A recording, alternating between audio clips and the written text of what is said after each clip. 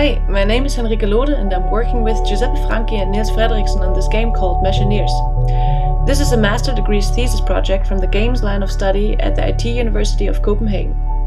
Our game is a learning game intended to teach the basic logical patterns of computer programming, but in a non-explicit way. The learning purpose of the game is in fact hidden from the player. What they think they play is a puzzle adventure game. We are trying to prove that the receptiveness and motivation of players is much higher when they are not aware that they are learning. The game is targeted towards a young audience 10 to 14 years.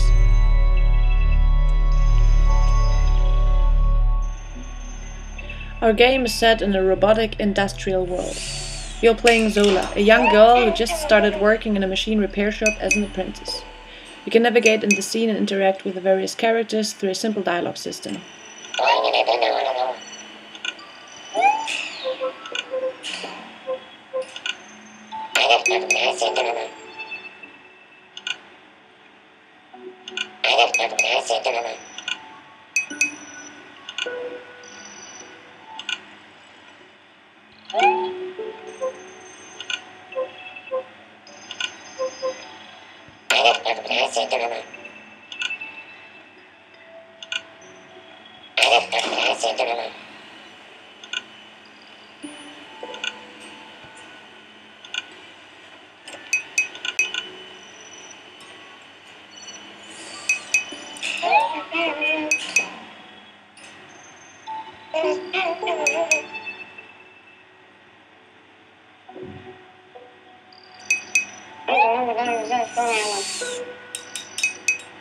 Let's have a look at the first puzzle.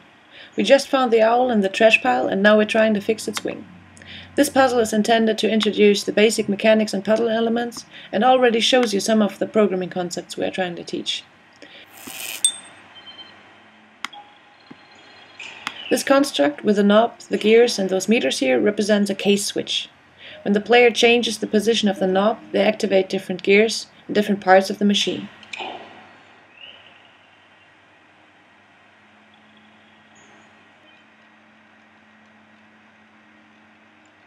Something else that we show here is the method hierarchy. This part, the main brain, is the main method where we control which wing is activated and when. To control timing, we use those robots and gears. You can click them and determine whether a function is called at the same time or not.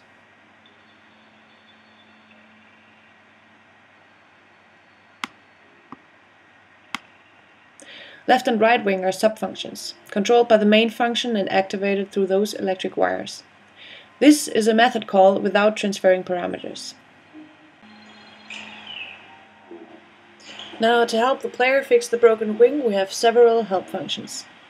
We have this top bar that just pops up whenever your mouse moves towards the stripes, and there you have the owl itself, and over here your colleague Bent.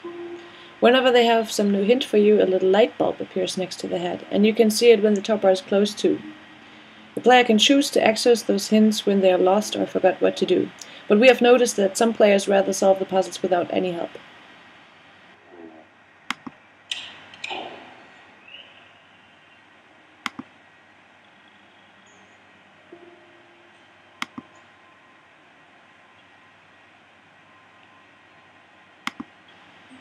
Some things are really important to know though, and they will appear automatically whenever you click something.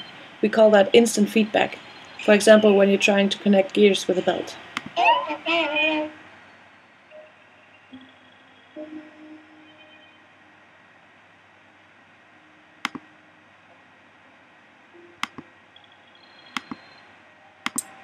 The final help option is offered to you after some time when you had the chance to solve the puzzle on your own. Then your boss Hayden, or in this case Bent, appears and tells you you can now access this blueprint of the machine that tells you exactly how to fix it. You still have to do it yourself, and we believe that you still take something away from it for your learning experience.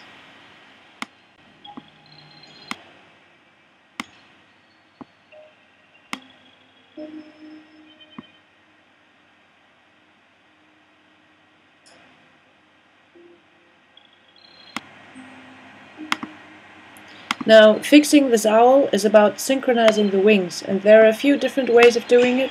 You can either sync the robots activating the sub-methods left and right, from within the main method, or you can sync the sub-method itself.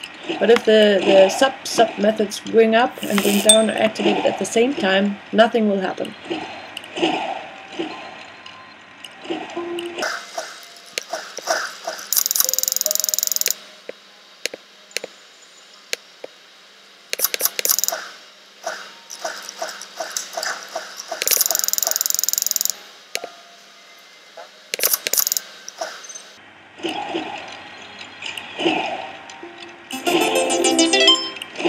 After finishing a puzzle, the player will always be presented with this funny, rewarding dialogue that actually has a big impact on their motivation.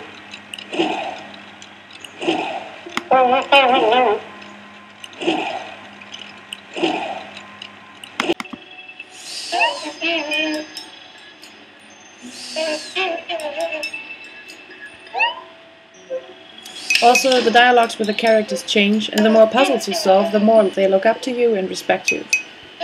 Now we are allowed to leave the repair workshop and take a stroll outside, so let's just have a look around.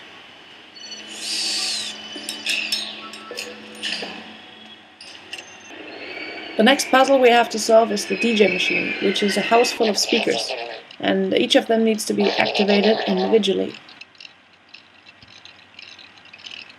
What we are trying to show in this puzzle is once again the concept of method hierarchy. You control all the sub-methods from the main method once again, but this time they are not just activated by a little robot flipping a switch.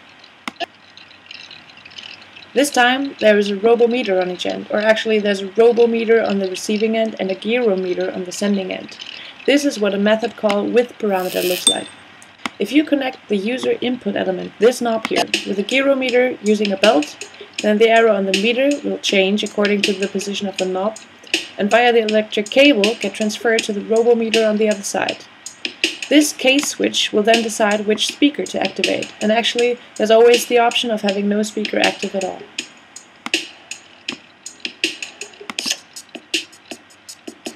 So far, this is the puzzle that players enjoyed most because of the really nice audio feedback, which we have to thank Michael Fischerson for, who made all the sounds for this game, by the way.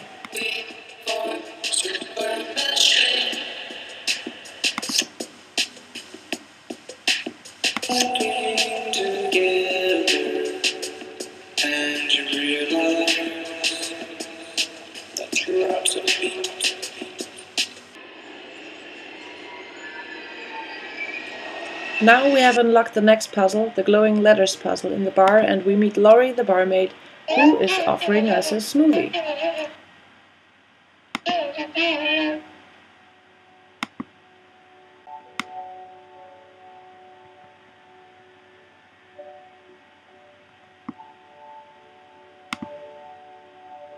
This puzzle is teaching us about the flow of energy and synchronization.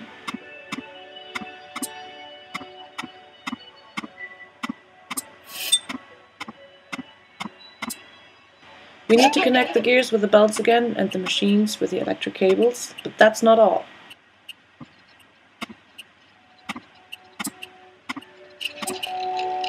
The parts are working and the letters are glowing, but everything is a chaos, and we need to figure out how to make the robots pull the levers all at the same time. But we wanted to make this a little more tricky, so those robots here, which are activating the other machines, they are locked into their position and you can't move them. Now it takes some logic to figure out how they need to be positioned. The last puzzle in this game is the coin-operated crane machine. Your job is to fetch the teddy for little Ruby. Okay, this seems overwhelming at first sight, doesn't it? What we've done in this puzzle is we've created another control structure here, what we call a programmable knob. And the difference to the normal knob is you can't change its position by clicking on it, but instead you click the button up here, and what it'll do is it will go through all the positions of the knob one by one and activate the robometer and the gear underneath. It will move on to the next meter when the gear underneath the last robometer is done with its task. So it'll be stuck, in fact, as long as the gear is not connected to anything.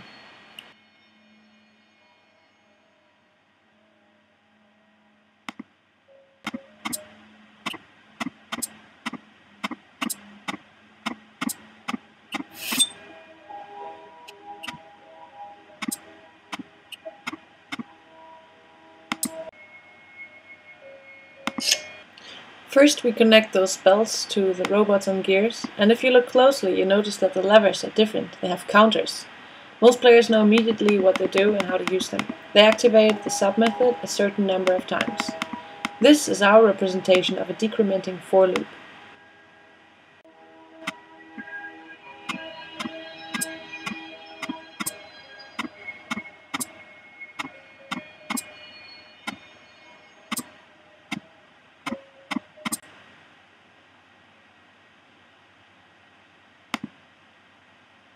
What most players will automatically do is they just mirror the way the electric cables are placed on the functioning side without really considering the order in which the functions will be called.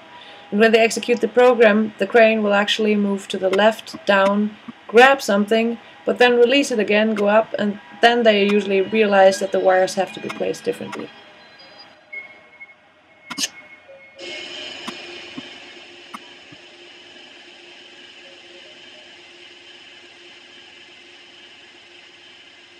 What I think is great about this puzzle is that it shows a very similar process one experiences when actually programming. When you are trying to solve a problem and you give the computer some commands, and you execute it to see what happens, and so many times it doesn't do what you wanted it to do.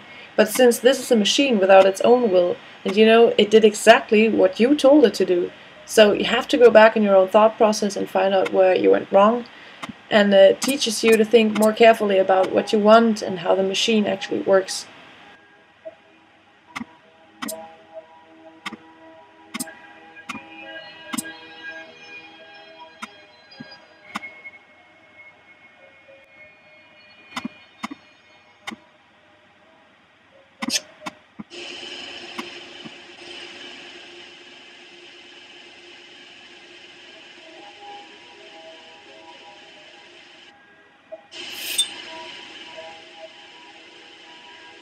What we have so far is this demo of a game that would include about 4 more levels and a few more puzzles per level if it was fully developed.